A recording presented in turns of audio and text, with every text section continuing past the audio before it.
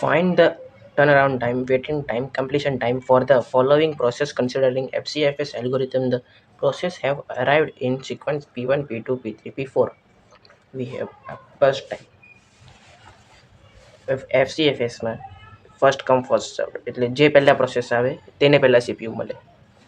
તો P1 પહેલાં આવ્યો, એ 6 સેકન્ડ લીધા. પછી P2 આવ્યો, એ 8 સેકન્ડ લીધા. તો 6 ને 8 14, એટલે 14 સેકન્ડ પર પૂરો થયો. P3 14 સેકન્ડ પર આવ્યો, એ 7 સેકન્ડ લીધા, એટલે 21 પર પૂરો થયો. 21 સેકન્ડ પર P4 આવ્યો, એ 3 સેકન્ડ લીધા, 24 પર પૂરો થયો. હવે આમાં આપણે પહેલો શોધવાનો કમ્પ્લીશન ટાઈમ. કમ્પ્લીશન ટાઈમ માટે એટલે જ્યારે પ્રોસેસ કમ્પ્લીટ થઈ તે આપણો કમ્પ્લીશન ટાઈમ. તો P1 કમ્પ્લીટ થયો 6 પર, P2 થયો 14 સેકન્ડ પર, P3 થયો 21 સેકન્ડ પર, P4 થયો 24 સેકન્ડ પર.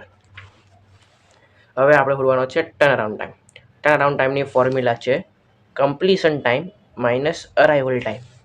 આમાં આપણને અરાઇવલ ટાઈમ તો આપ્યો નથી, તો આપણે બધાનો અરાઇવલ ટાઈમ 0 કન્સિડર કરવાનો. કયો? 0. તો 6 માઇનસ 0 6, અરે સોરી માય બેડ, હા 6 minus 0 6, 14 minus 0 14, 21 minus 0 21, 24 minus 0 24. Turnaround ટાઈમની formula completion time minus arrival time. Completion time આપણો 6, અરાઇવલ ટાઈમ આપણને આપ્યો નથી, એટલે બધાનો અરાઇવલ ટાઈમ 0 કન્સિડર કરવાનો.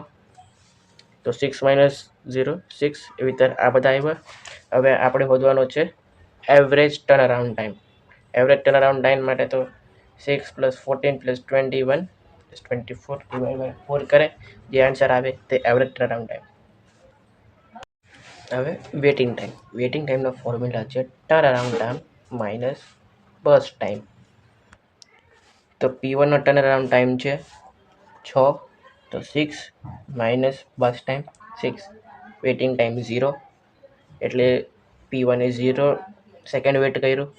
ત્યાર પછી P2 turnaround time minus burst time 14 minus 8 6, એટલે P2 એ 6 સેકન્ડ વેટ કર્યું. 21 માઇનસ 7 14, P3 એ 14 સેકન્ડ વેટ કર્યા. પછી 24 માઇનસ 3 21, એટલે P4 એ 21 સેકન્ડ વેટ કર્યું ફોર ધ CPU. હવે એનું એવરેજ કાઢવાનું. તો એવરેજ વેઇટેડ ટાઈમ આ બધાનું ટોટલ ડિવાઈડ બાય 4. તો 0 plus 6 plus 14 plus 21 divide by 4, જે આન્સર આવે તે અહીંયા. આ થયું ફર્સ્ટ કમ ફર્સ્ટ સર્વ માટે.